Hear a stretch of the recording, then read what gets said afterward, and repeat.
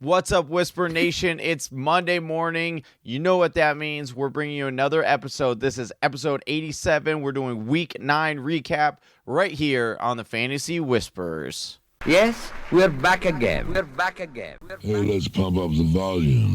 Right here.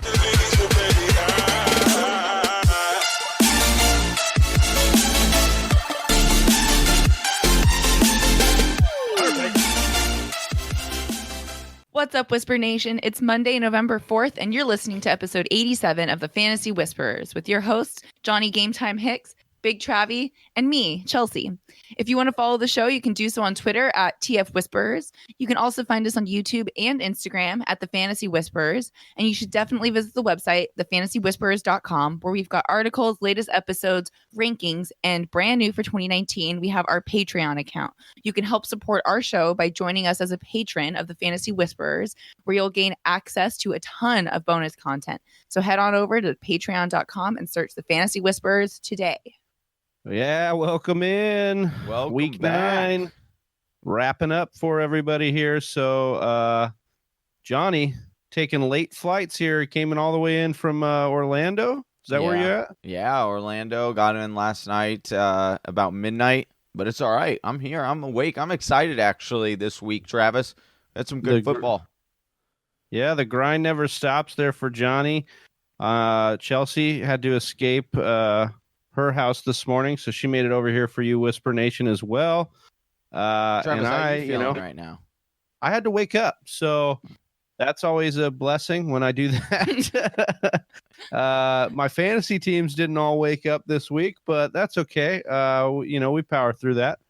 But Whisper Nation, we're excited. As always, we're going to do our week 9 recap here, kind of go through the action Let me this ask you of this really last quick. week. I know this is getting off topic real quick, but we this is our show, so we can do Typical that. for you, yeah. Typical for me.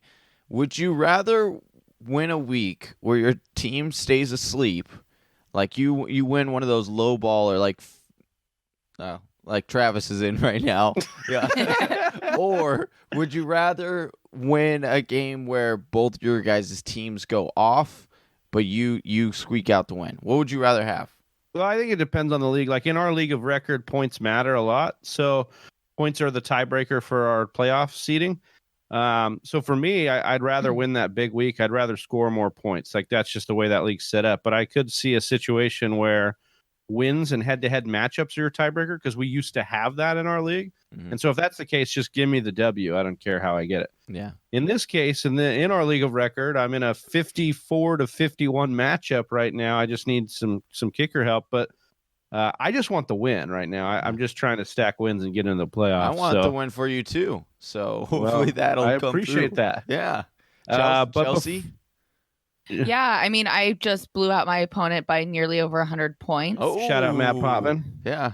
So that feels really good. And it's been a long time coming to get that W. But as Travis said, we need points in that league. So I'm really especially happy to have stacked up a ton of points. Yeah, Although it feels like I wish I could have spread it out a little bit more. Maybe give me some 20 points last week and the week before it could have helped me win. Yeah. I'll take the points now when I got them. Yeah, well, that would be kind of nice, huh? You could just deliver some points to the rest. Oh man, how like a care package, just like from the future. You're like, you just get it. It's like boop, boop. Oh, 20 plus points. Oh, perfect. That's exactly what I needed. We would have known. Exactly. Well, before we give the Whisper Nation exactly what they need, which is this recap of Week 9, we've got some news and notes. Chelsea, is that right? Yeah, it's time for news and notes from around the NFL, brought to you by Fanatic. That's FANATIQ. That's where fantasy meets IQ.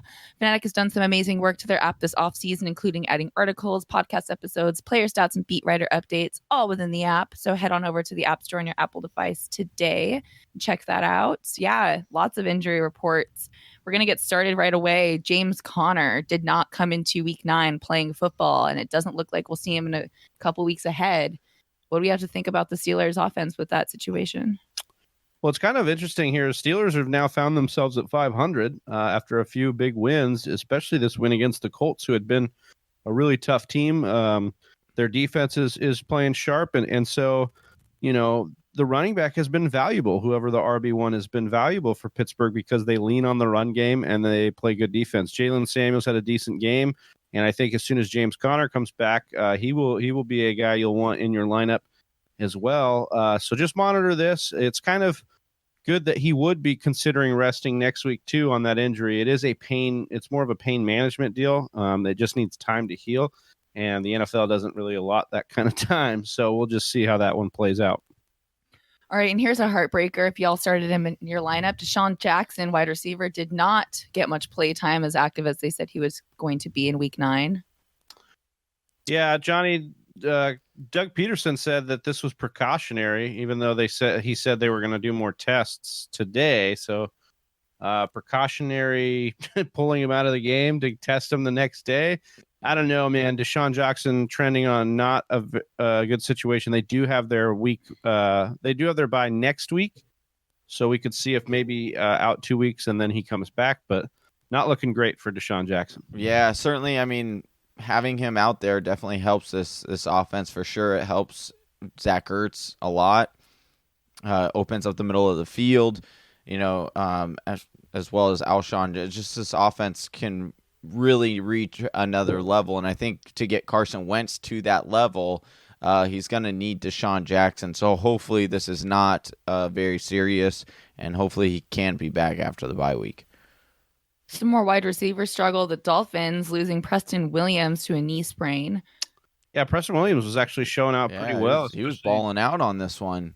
Yeah, with some help from Ryan Fitzpatrick. So this is kind of a shame if you picked him up and he was the one Dolphin you felt good about playing. You're kind of upset. So monitor this. Usually it's a 2 to 3 week thing for a knee sprain, depending on the degree. But yeah. Check this one out. Do we get a slow clap? Should we get a slow clap for the Dolphins not going 0-16? Do we get a slow clap for that? A little golf clap? Congratulations, Dolphins. We got to pick which clap you want, dude. Well, I'm sorry. You want a slow clap or you want a golf clap? I feels like slow clap is like to like I think it would be a golf clap, right? Like a golf clap, you're impressed. You're like, all right, yeah, there you go. Yeah. Good call. That's Good fair. call. All right. Thielen re-injured that hammy. Oh man.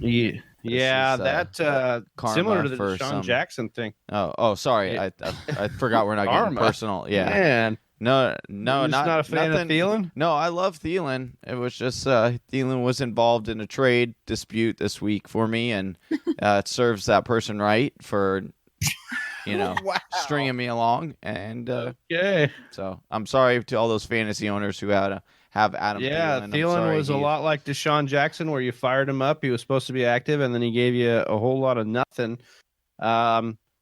Johnny, are you worried about Thielen long term? We've seen what these hamstrings can do. Yeah, the hamstring injuries are no joke. Again, this is the problem with hamstring injuries. You could feel good. You could feel like it's 100% or close to 100%, and you make one wrong move, such as Thielen did, and you re-aggravate it, and it's all over. It starts all over. It's not like, it was a slight, and it just the injury is completely starting from scratch again. So this is not a good sign. Probably going to be out at least next week, but keep this monitored for sure.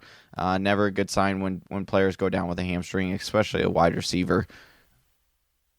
All right, and we've got a couple quarterback updates. It looks like Cam Newton, an IR stint, is not totally ruled out. Yeah, this is not just concerning for this year. It could be concerning for his career at this point. The foot injuries can be very tricky, and for a guy who does a lot of running at his position, gets banged up quite a bit. That's concerning. So, I have Cam Newton in Dynasty, Johnny, and I'm kind of concerned here. He was a guy I took a chance on a little bit later in his career, thought that he could actually bounce back. And then, with CMC, they were running a offense that wouldn't get Cam in too much danger. But it looks like that is not the case here. And, the threat level is high for Cam Newton. Yeah, I mean, and it definitely, not only that, but it kind of sucks for DJ owners as well as Curtis Samuel owners. Curtis Samuel had a good day this week, and he's had a couple of them with Allen, but the ceiling is definitely capped when you don't have I will Cam say that under. It's probably worse for Curtis Samuel than it is for DJ Moore, who has found at least some rapport with Kyle Allen. So No, you're just a hater for Curtis Samuel.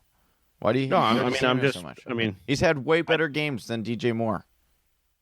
not with Kyle Allen. Yeah, he has. No, We're Nope. looking up the total fantasy right now. We'll move on to the next topic, and I'm going to look up total fantasy look points. it up then. All right, one more quarterback down and out potentially. Jacoby Brissett. Wow, that's really this going to was bang sad. up the Colts offense.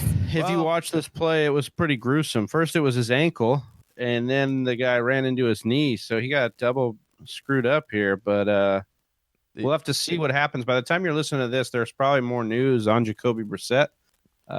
So I mean, it's not looking great. So The nice thing is Brian Hoyer is the backup quarterback there. Yeah, he was he did throwing well. some darts. Love me some Brian Hoyer, underrated quarterback in my book. But he should be underrated hairline, that's for sure. Good one. Yeah, I mean, he did all right. I think you trust in Frank Reich and what the Colts are able to do. They're a very smart team. They have a really good offensive line, which always helps quarterback play, of course. But this would be a downgrade to those pass catchers, and and a slight downgrade to Marlon Mack. All right, and last report of notice today: Sterling Shepard is not going to be playing in tonight's game against This was Dallas. wild. Yeah, this he had gotten cleared by the end of the week, and then late Sunday or early Sunday morning, I should say, we got told that he would not be playing Monday night and was back in the protocol. So, some reports are saying IR isn't out of the question here. We will see what they say after this week. It's kind of sad. These concussions are a nasty thing, and it seems like it's a recurring theme for Sterling Shepard.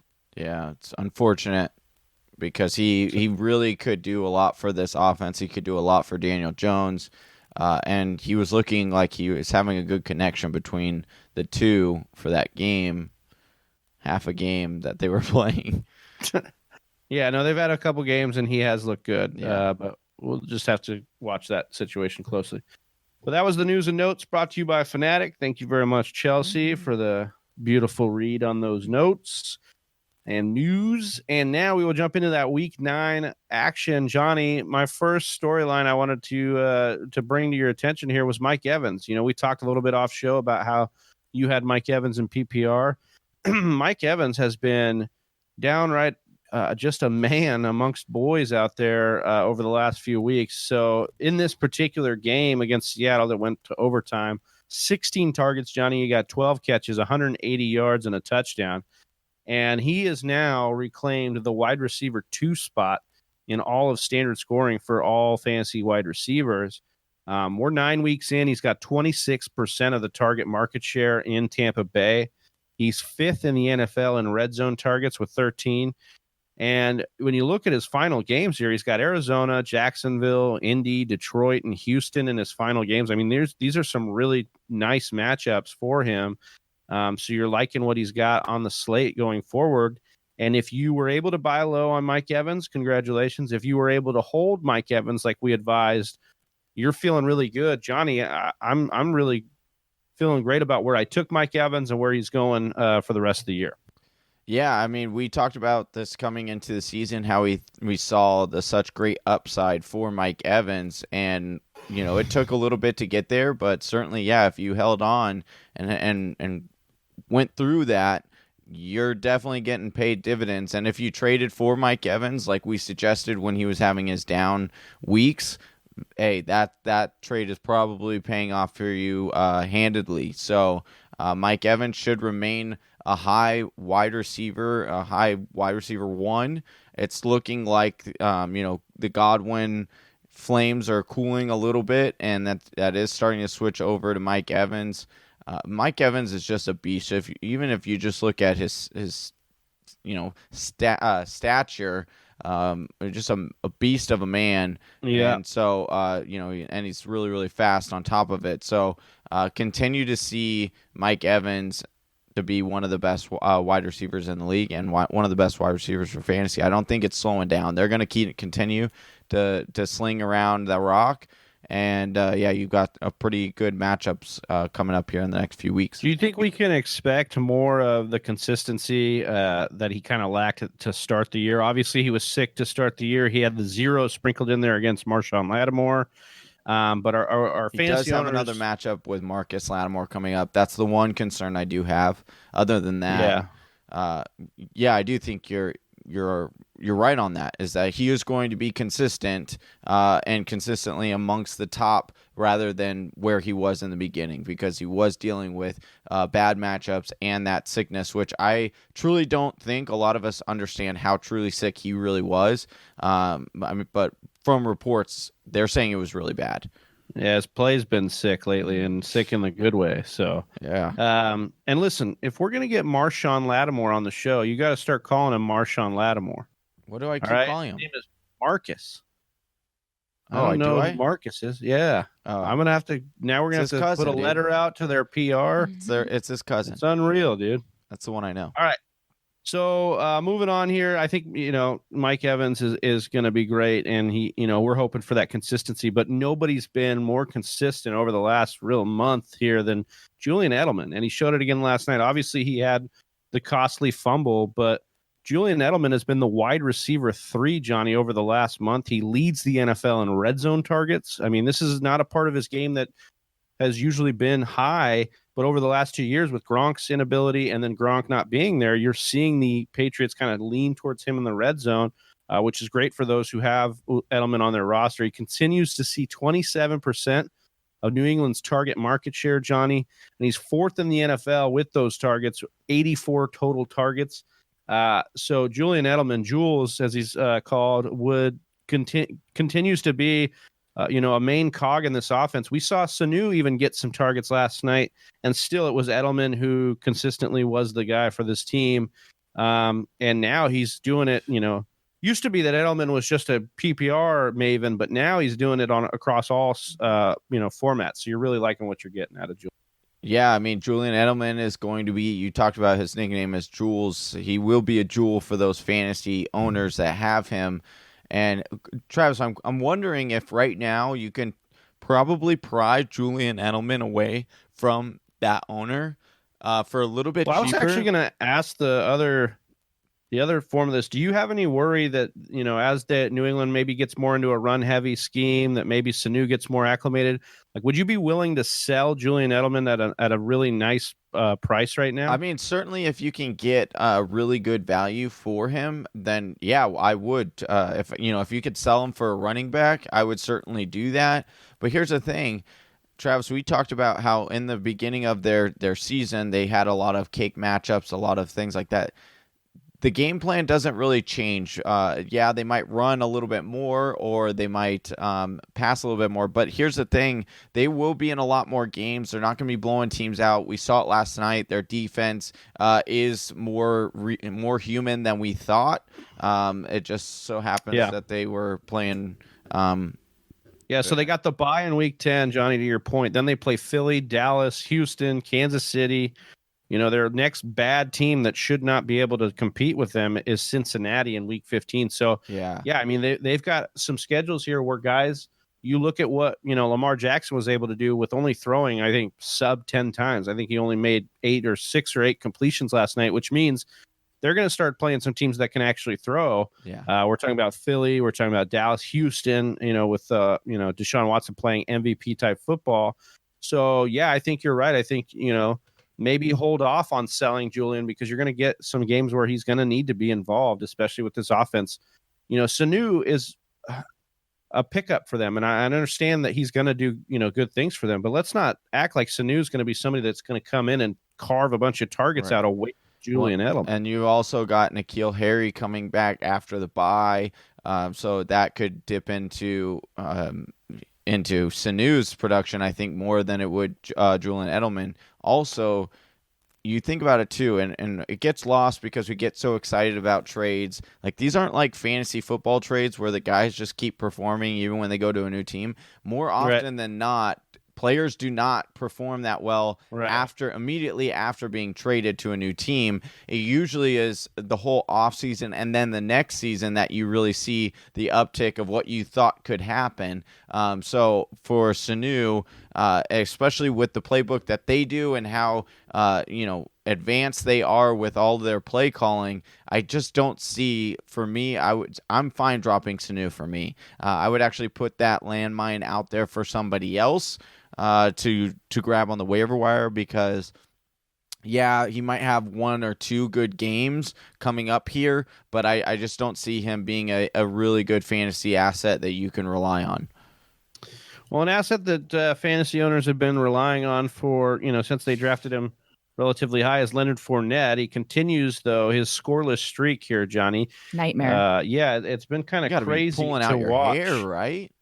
Hasn't scored since week 5. He only scored in that game this year so far. So we're 9 weeks in. He's heading into the bye. And here's some of the metrics that we have for him. 3rd in the NFL in rushing attempts. He's got 174 on the year. That's averaging just over 19 carries per game. He's 2nd in the NFL in rushing yardage with 791. He's running an incredible amount of routes, but I really think that we're seeing a situation that's going to mathematically overcorrect and could be in a big way for fantasy owners. You talk about Nick Foles is likely coming back to this lineup. Is he though? Yeah, I don't think that Minshew did any favors to himself by 3 turnovers in that London game. So, and look, the money doesn't lie. They paid Nick Foles a ton of money. I think he'll come back to this offense, and that does give them, I think, an upgrade. I love what Minshew's been able to do. I think he's been great, but I think that Nick Foles probably does give them a bit of an upgrade. But the math doesn't lie here, guys. Like, he should be a guy that's going to score touchdowns. He should have scored way more touchdowns than he did in the first half of this year. And I think fantasy owners should hang tight.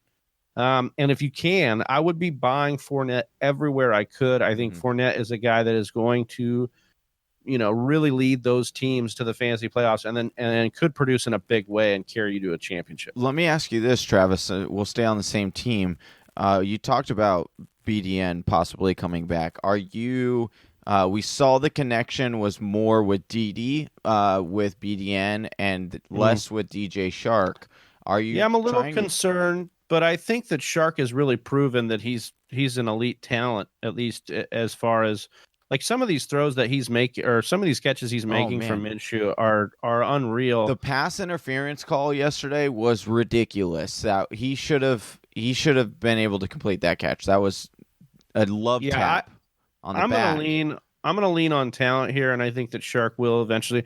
And then you got Dede, who's dealing with some injuries. So if he's able to come back through the bye, then maybe there's some split there. But I really like what I've seen out of Shark, and he's made a believer out of me, somebody who was not very believing it the first 3 or 4 weeks into his rise this year. But somebody who has stayed consistent for the Oakland Raiders, and there was a lot of concern coming from Josh Jacobs not having a lot of film on him coming from Alabama, but he has been quietly really, really good for the Raiders here, guys. RB10 in standard fantasy football leagues, 6th in rushing touchdowns, 6th in rushing yards with 740, 8th in the NFL in rushing attempts. So this is kind of what we were saying in the offseason, right, Johnny? Like, if you combine Marshawn Lynch and Doug Martin's carries last year, they would have ended up 9th in rushing attempts. We're 8th in rushing attempts in the NFL right now with Josh Jacobs because he is their RB1 in a John Gruden-led offense who wants to pound the rock and bring you back to 1980s. And now, you're looking at it, and a lot of people might be actually, eating crow on what they said about John Gruden because he's got this team, playing hard, playing and maybe for a playoff spot in that watered down AFC. So we'll just have to see what happens here. But I really like what I've seen out of Josh Jacobs. Yeah, he's looking like a really good running back for you. And if you got him, late in the 3rd round, even David Montgomery, who also had a good day yesterday, was creeping up ahead of. But as of the last 2 weeks for David Montgomery, you're excited about him. But what you've seen from Jacobs this whole entire year has been exactly what you wanted when you were drafting him, and he's doing it well. Listen, that Gruden offense, we talked about it. It can produce fantasy assets. Last year, was a weird year for them. Who knows who that really falls on? Whether that was Gruden, whether they were purposely trying to tank, or what they were trying to do over there, but. You've got a couple of fantasy pieces here, and I still think that this team could support a wide receiver if they get a talented enough one on the outside. But yeah, Josh Jacobs should be continuing to roll out. I am a little concerned with the injury. Yes, it is a pain tolerance thing. However, rookies tend to hit a wall just physically. Even when healthy, they talk about the rookie wall because the season is so long and rigorous, and then you're going to add on a shoulder injury on top of that. I am a little bit concerned about it. We've been getting several trade questions for Josh Jacobs. I'm in a tough spot here, Travis. I don't know necessarily if I would be trading for him simply because of that injury. I don't like trading for players with certain injuries. I will take the gamble on some of them, but hamstring injuries, I usually try to stay away from those, or things like this where it's a pain tolerance thing. So it's always a question of weekly of you could roll him out there, and then a quarter into it, he gets knocked out because he gets hit right on that shoulder. It's kind of the gamble that you're going to take, but certainly that gamble has been paying off so far this year, Travis. I would take the gamble, and I think it's because of the volume. I mean, you look at yesterday, Josh Jacobs had 7 more carries than he's had years on this earth. He's had 28 carries yesterday, and he's only 21 years old. Obviously, you're talking about, the injury thing being a concern, and we've talked about this, but they also, he's got the easiest strength of schedule for the remaining 8 games or so that we have left, and that's per fantasypros.com. So you're looking at a situation where you should try to buy into this because maybe you've got a situation where this guy could be a league winner for you if you're able to acquire him, and maybe you kind of use that to your advantage in the trade talks. Yeah, look, he's about to fall off, he's about to get hurt. I'll take him off your hands if you're successful with that. That could be a tactic you use there. So I like Josh Jacobs, and Pro Football Focus going into Week 9 had him as the most elusive back in the NFL. So nice. We're seeing a lot of good talent come out of Josh Jacobs, and I think that owners should hold or try to go get him. I think it's really exciting because the Raiders have already seen him pass the rookie franchise record for most rushing yards. So and just 3 weeks ago, the news was saying Josh Jacobs is being completely underutilized. What a loss in this offense. And so the tides have totally turned. Yeah. Just seeing how it's going to keep going. And you're right. This is probably the week to start dishing him out for trades if you're going to try to capitalize. You'd really love to see the receiving pick up. I mean, in this game, he didn't even get any catches. And I think that's the big thing that probably is getting a lot of media attention for them is, will they use him in the passing game? Because then he's just going to become even more invaluable. Right now he's looking at top 10, but I think he has top 5 potential if they were able to get him involved in the passing game. I don't know if they will, but he's definitely worth it. And I think he's been an exciting surprise this year. Anybody surprise you, Johnny, from Week 9 that you'd want to talk about? Maybe an honorable mention here. Listen, Tyler Lockett continues to dominate at the wide receiver position. If you look at what he did yesterday, 13 of 18 targets for 152 yards and 2 touchdowns. He is now 3rd amongst all wide receivers in fantasy points for a PPR league, which is crazy considering what we thought coming about this offense coming into the season. But it's absurd how efficient this whole offense is and continues to be, Travis. Over the past 2 seasons, Lockett ranks 10th among wide receiver in fantasy points, but just 30th in targets with 136. So he's averaging 2.7 fantasy points per target, which is really, really insane. And you like what you see out of Seattle's defense not being very good, because now you're seeing a situation, I know Chelsea probably loves this, having Russell Wilson in our league of record, because you're seeing a defense that can't, stop a lot of teams. Like even Atlanta was scoring points against them. You look at Tampa Bay just got done scoring points against them, which means this passing offense is something you should be invested in for fantasy football purposes. And Tyler Lockett, I mean, I know that game went into overtime yesterday, which is sort of the beauty of those opportunities when it comes down to fantasy. The teams just keep meeting Seattle's points that they're putting on the board. Yeah. Great, bring it on. Let's get extra football. And that produced 18 targets for Tyler Lockett yesterday. Yeah, that's 18 monster. targets. That's unheard of. Yeah. And he caught 13 of them. So my goodness. Yeah, Tyler Lockett's been a beast, and he was a guy that we talked about targeting in your draft. So really excited to kind of see him pull through. Did you have something else there, John? Yeah, just a really cool stat real quick, Travis. Christian McCaffrey, who continues to just steamroll the entire league. It looks like he's, playing Madden on rookie level over there. But he now has recorded 494.6 fantasy points over his last 16 full games. For reference, the great LaDainian Tomlinson holds the record for the most fantasy points in a single season with 481.1 across all 16 games in 2006.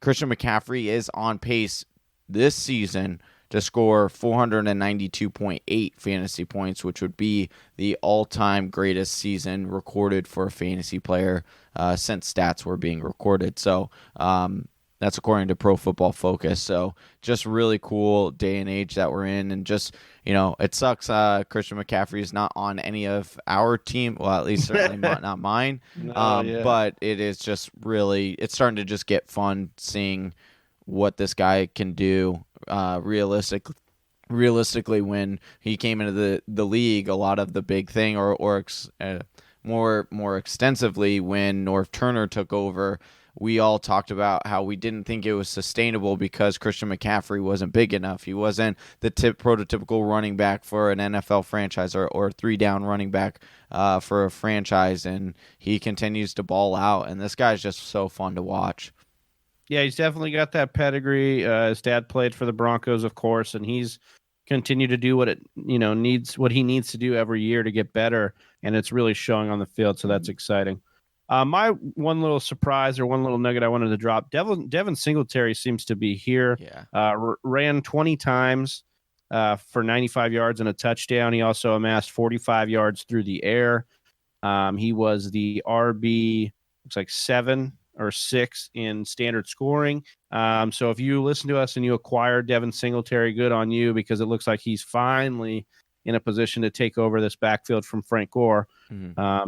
So I really like, you look at what Buffalo's able to do. They played good defense and they run the football, and Singletary is a piece that could be leading you into your playoff push and further.